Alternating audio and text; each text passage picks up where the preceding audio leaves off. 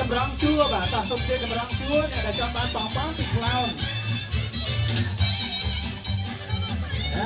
បាទមានឡាប៊ូប៊ូឥឡូវនេះចង់បានបងបងមួយទៀតបាទខ្លោនយើងសំខាន់បាទគាត់កំពុងធ្វើការបន្តជួយនឹងការបងប្អូនទាំងអស់គ្នាបន្ទាប់ពីខ្លោនចប់យើងមានការសម្ដែងសូបន្តទៀតដល់ការសម្ដែងនៃសិល្បៈបុរាណខ្មែរយើងគឺរបាំជូពោបាទអញ្ចឹងលោកតាលោកយាយបាទដែលកំពុងតែមានវត្តមាននៅទីនេះអាចចូលរួមទស្សនាបានជាបាទ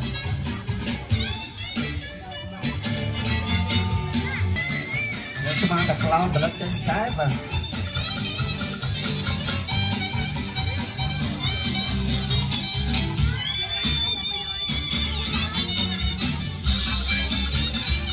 យ៉ា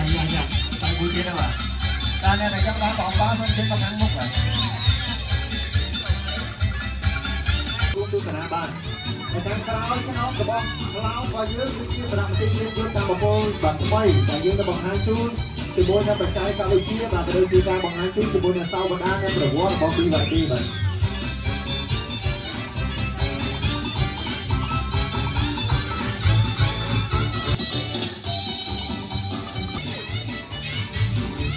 បាទតោះអញ្ជើញមកជាមកបាទលោកអ្នកវិញបាទសូមអញ្ជើញមកបាទនេះគឺយើងនឹងសម្ដែងសិល្បៈខ្មែរយើងបាទគឺរបស់ជូនពរហើយ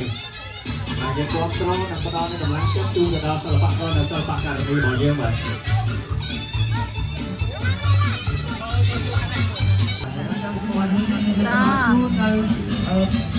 មានការប្រោសជាមួយនឹងប្រព័ន្ធសោតល្អៗរបស់បងប្អូនទាំងអស់គ្នាជាមួយនឹងរបាំជួន